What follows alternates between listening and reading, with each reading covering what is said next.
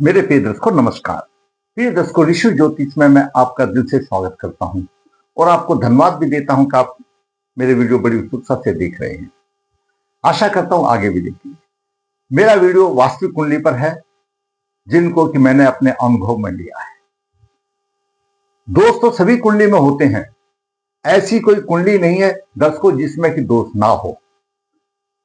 सिर्फ हम उनको संवार सकते हैं। अगर उसमें शुभ योग हो तो उनका पूरा फायदा उठाने के लिए हमको अशुभ योगों को दूर कर लेना चाहिए, संवार कर लेना चाहिए। जैसे हम आदमी सोचते हैं जो अध्यात्म की तरफ हैं, उनकी मैं बात बता रहा हूं, जो भगवान को मानते हैं, कि आपने भी कभी सुना होगा कि हमेशा भगवान भक्त के बस में हो जाते हैं। भक्त में इतनी शक्ति है, भगवान को भी प्रकट कर सकता है।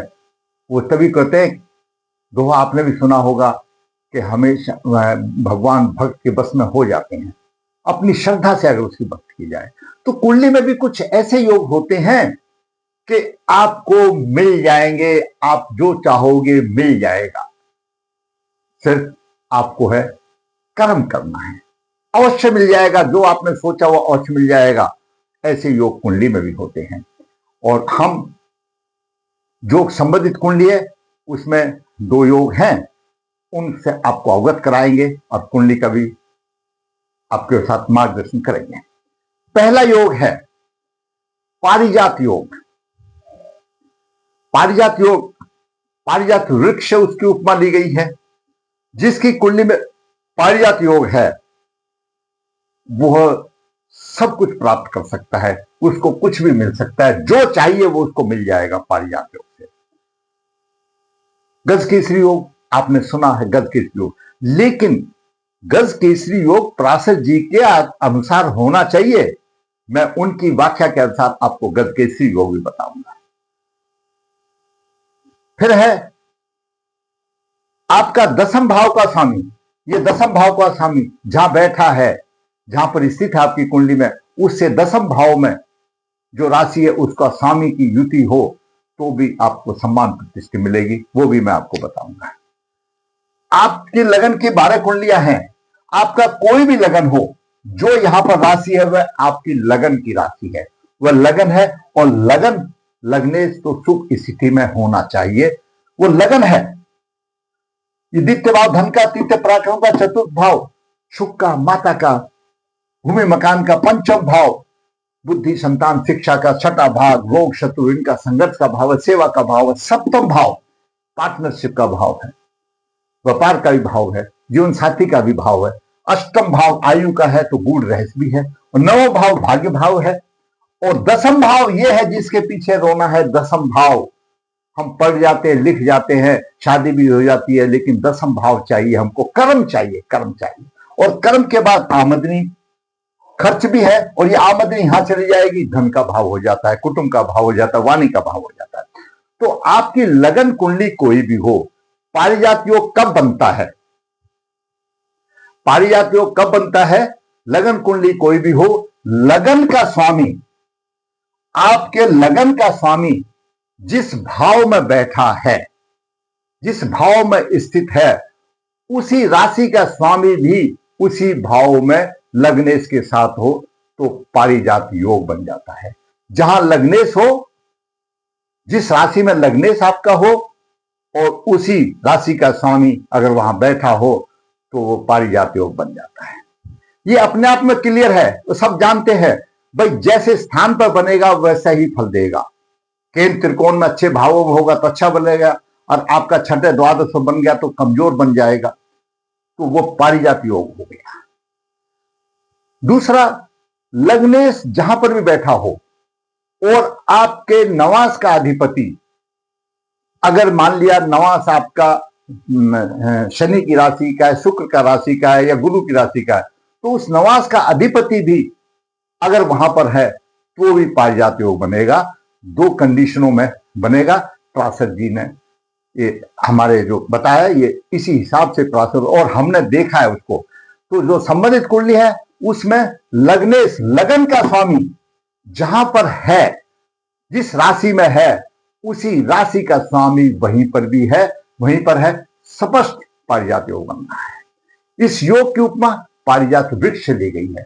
ऐसा जातक जो भी चाहे उसी को प्राप्त कर सकता है जिस भाव में योग बन रहा है। मान लिया आपका भाव में लगन में बन रहा है, मान लो लगन में तो वैसे लग्नेश आ गया तो वही राशि वही हो गई, तो उसमें तो बनेगा नहीं। मान लिया पंचम भाव में बन रहा है और पंचम भाव का स्वामी भी पंचम में ही है, पारिजात बन गया, तो आपके बुद्धि से जो काम आप करोगे, आपकी बुद्धि इस्तेमाल करके जो काम करोगे, आपको हर चीज को आप हासिल कर लोगे। मान लिया आपका सप्तम भाव में बन गया। सप्तम भाव किसका? पार्टनर का है, व्यापार का है। आप व्यापार करोगे और पार्टनर कौन है? आपका जीवन साथी। तो जीवन साथी के सहयोग से आपको हर चीज मिल जाएगी, जो चाहोगे वो मिल जाएगा। ये पारिजात योग का प्रभाव होता है। आपकी इच्छा सब पूरी हो जाएगी। ये बताते हैं, जब पहले कोई कहानियां तो बहुत है उसके पीछे, पारिजात वृक्ष जो है ना इंद्र के वहां पर था तो क्यों धरती पर आया, वो फूल चढ़ाने के लिए किसी भी सीने वाला, तो लंबा वीडियो हो जाएगा। तो पारिजात वृक्ष जो आज देख रहे हैं ये पहले इंद्रलोक में था, जो छोटे छोटे सफेद फूल लगते हैं, और उसी से उपमा ली गई है। और जो पारिजात योग जो बनेगा वो अपनी सभी जो उसको चाहिए वो आपको मिल जाएगा। कैसे मिलेगा? जिस भाव में वो है उसी हिसाब से मिलेगा। दूसरा है गज केसरी योग। गज केसरी योग आम कह देते हैं गज केसरी योग, लेकिन नहीं, प्रासर जी ने अपना बिल्कुल स्पष्ट लिखा है। देवगुरु बृहस्पति लगन से या चंद्रमा लगन से केंद्र में हो, लगन आपका कोई भी हो, आपका मान लिया मेष लगन है और देवगुरु बृहस्पति केंद्र में है, उसको शुभ ग्रह देखे। पहली कंडीशन, लगन से या चंद्रमा लगन से केंद्र में हो। पहली कंडीशन, लगन से भी होगा, चंद्रमा लगन से भी होगा, केंद्र में हो। अगर मान लिया यहां पर चंद्रमा लगन है तो दसम भाव में है, बनेगा, लेकिन उसको शुभ ग्रह देखे, लगन से या चंद्रमा लगन से केंद्र में हो और शुभ ग्रह से दृष्टि हो या युति हो, तभी बनेगा। दूसरी शर्त आ गई। तीसरी एक और शर्त है, गुरु नीच राशि में ना हो, शत्रु राशि में ना हो और अस्त ना हो। ये कंडीशन जो लगा दी है ये तीन में, तो लगन से, चंद्रमा लगन से केंद्र में हो और शुभ ग्रह की युति हो या देखे तो गज केसरी योग बनता है। इसके प्रभाव से जातक तेजस्वी होगा, धनी होगा, गुणवान होगा, राजाओं जैसा योगकार होगा, अगर आपका कुंडली में है तो। आमतौर पर मेरे पास बहुत आते हैं, मेरा गज केसरी है लेकिन देखने से पता लगता है तो भंग हो रहा है, परिपूर्ण होना चाहिए। आगे है दसवें से दसम। आपका ये दसम भाव का स्वामी जहां पर बैठा है, कहीं पर भी बैठा है, उससे दसम स्थान पर जो राशि है, उस राशि का पति, उस राशि का स्वामी अगर दसमेश के साथ है, युति बना रहा है, तो आप समृद्धिवान, आपके व्यवसाय में चार चांद लग जाएंगे। दसमेश से दसम भाव में जो स्वामी है उसकी युति से चार चांद लग जाएंगे। इन्हीं चीजों पर हम बात करेंगे। संबंधित कुंडली में क्या है, किस भाव में आपकी कुंडली में लग्नेश है, जो चाहिए वो मिलेगा। पारिजात योग, गज केसरी योग और दसमेश का इस प्रकार का संबंध, मिलेगी प्रतिष्ठा। जातक का जन्म 2 फरवरी 1996, शुक्ल पक्ष 13 मतलब 14सी, पुनर्सु चरण 2 शुक्रवार को लगभग दोपहर के बाद 3:05 पर हुआ। जन्म के समय पर मिथुन लगन हुआ। मिथुन लगन की 12 डिग्रियां हैं, 12.5 डिग्रियां हैं और चंद्रमा 24 डिग्री लेकर के विराजमान है, 11 लेकर विराजमान है। चतुर्थ भाव में कन्या राशि में राहु 26 डिग्री लेकर के विराजमान है और सप्तम भाव में गुरु 12 डिग्री 44 मिनट लेकर के और बुध 25 डिग्री 50 मिनट लेकर विराजमान है। छठे भाव में मकर राशि में सूर्य 19 डिग्री लेकर के और मंगल 25 डिग्री 50 मिनट लेकर के थोड़ा अस्त है, 6 डिग्री का फर्क है, अस्त का थोड़ा प्रभाव है।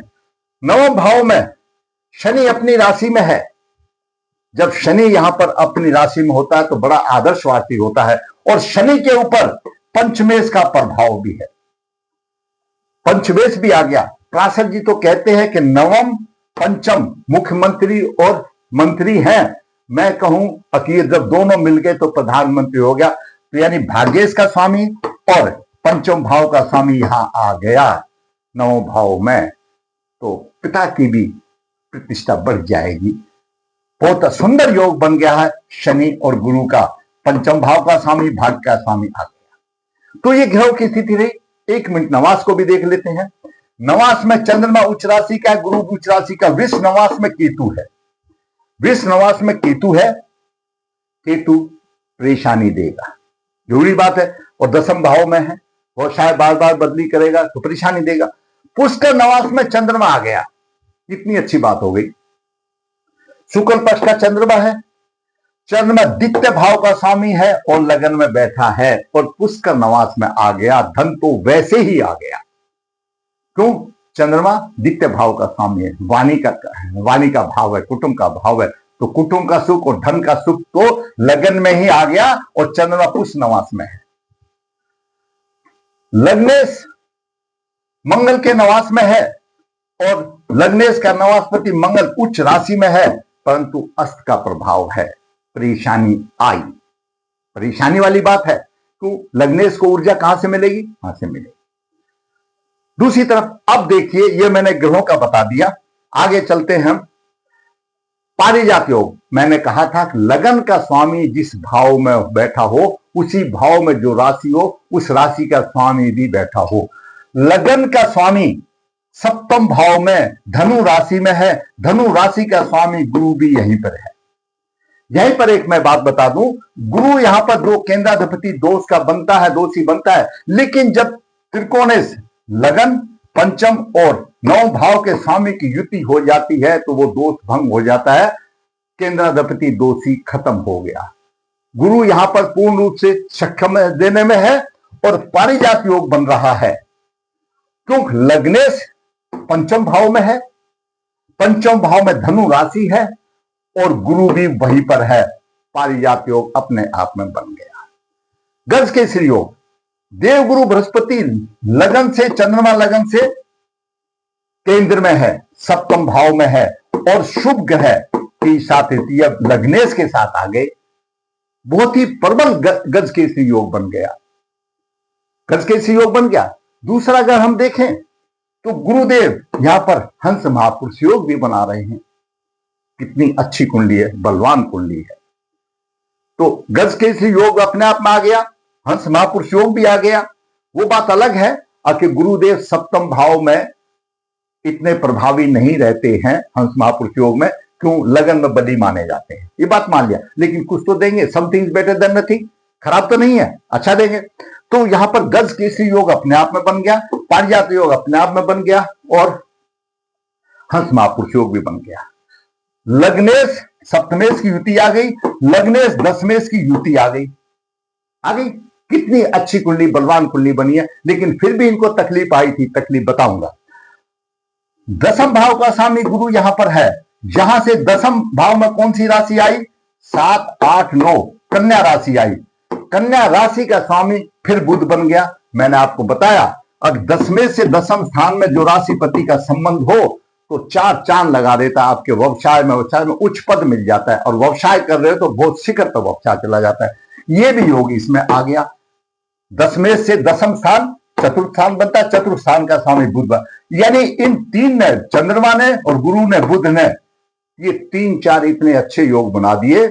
पारिजात योग बना दिया, गज केसरी योग बना दिया, हंस महापुरुष योग बना दिया, और ये समृद्धि वाला 10वें से 10th स्थान वाला भी बना दिया।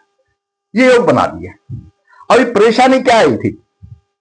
शनि की महादशा 25/1/2007 से 24/1/26 तक रही थी, जनवरी तक, जो अभी खत्म हुआ है। उसी में राहु की दशा 6/9/20 से आई थी, जो 23 तक चली थी, और बालक के पैर लड़खड़ा गए थे। क्यों? राहु की पंचम दृष्टि सूर्य पर भी है, मंगल पर भी है, पितृदोष बन गया। जब पितृदोष बन गया, मैं बिल्कुल आपको स्पष्ट बताता हूं, आपकी कुंडली में कितने भी राजयोग होने दो, लेकिन जब सूर्य और चंद्रमा पीड़ित हो जाते हैं तो राज वो फीके पड़ जाते हैं। तो यहां पर पितृ दोष बन गया, सूर्य देव पीड़ित हो गए, मंगल भी पीड़ित हो गया,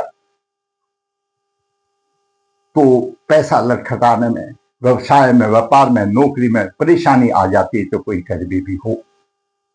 जब यहां पर परेशानी आई 2020 में, तब इन्होंने पंडित जियों को, आचार्यों को ढूंढना शुरू किया। पहले तो नहीं, हमने इसकी कुंडली बनाई, कुंडली बना करके पितृदोष आदि निवारण करके उसमें इसका सब कुछ ठीक हो गया। केतु देव भी ठीक हो गए, पितृदोष भी ठीक हो गया, सारे सब कुछ ठीक हो गए, और फिर शुभ फलों की बौछार सी आ गई। तो फर्क पड़ता है, संवारा जा सकता है, ग्रहों को बदला नहीं जा सकता। ये संवारने वाली बात कि ये योग लेकर के आए, लेकिन सूर्य देवता पीड़ित है, आत्मा तो पीड़ित है, कैसे होगा? और सूर्य ग्रहों का राजा है, बिल्कुल शास्त्र बताता है।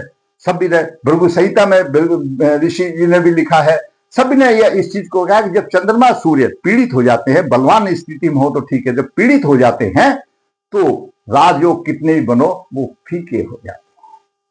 तो उनको ठीक करने की जरूरत है। ठीक किया, सिर्फ हमने मार्गदर्शन किया, भगवान ने फल दिया, इसमें हमारा कोई नहीं, हम सिर्फ मार्गदर्शन किया, तो उसकी राह आसान हो गई। अभी देखिए, अभी ये कमेंट्स में आया है कि अगर लग्नेश का जो नक्षत्र स्वामी है वो, चंद्रमा का नक्षत्र स्वामी वो हो, दशमेश का नक्षत्र स्वामी वो हो, इसका मतलब जातक को 3 काम करने पड़ेंगे। नहीं मेरे दर्शकों, 3 काम नहीं है, सिर्फ समझने का फर्क है। मैं आपको छोटी सी बात से समझा देता हूं, छोटे से योग से समझा देता हूं।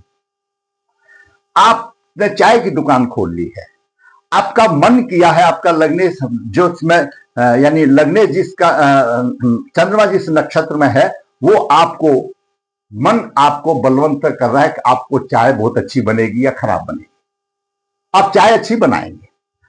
लग्नेश आप स्वयं हो, फिजिकल हो, वो आपको उसमें परिश्रम करने के लिए दे रहा है। आप अगर बीमार हैं, बैठे नहीं बैठे, मैं एक छोटा सा उदाहरण दे रहा हूं, तो आपको चाय बनाने में भी दिक्कत आएगी। है तो चाय, दुकान तो चाय की है। फिर आ गया दशमेश का, कर्म है आपका। अब उस चाय को जिस तरह से आप पब्लिक में सर्व करोगे, जिस वाणी से सर्व करोगे, वो आपको काम तो एक ही है, सिर्फ उसमें 3 भाव का प्रभाव आएगा। अब इसी कुंडली में देखें तो हम, चंद्रमा पुनर्सु नक्षत्र में है, ध्यान से सुनना दर्शकों। चंद्रमा पुनर्सु नक्षत्र में, बुध लग्ने से पूर्वाषाढ़ा में, दशमेश मूला नक्षत्र में। अभी पुनर्सु नक्षत्र क्या कहता है? पुनर्सु नक्षत्र के स्वामी गुरु है और देवता अदिति है, जो कश्यप ऋषि की पत्नी द्वारा 12 आदित्य पुत्रों की माता मानी गई है। ये मातृ देवी धर्मनिष्ठ है, स्वभाव और प्रतीक में उज्जवल पक्ष के प्रतीक है। इनको आकाश देवी के साथ साथ पृथ्वी देवी का भी वो देवी की कृपा उनके पर रहती है। इनका विशिष्ट प्रभाव यह है कि ये जीवन की दाता है, देवी शक्ति भी है इनके पास में, रोशनी देने वाली यानी प्रकाश देने वाली है। चंद्रमा को प्रकाश देगा, अंधेरे में नहीं रखेगा। आप इस तरह से समझो कि चंद्रमा का नक्षत्र पुनर्वसु नक्षत्र क्या देगा?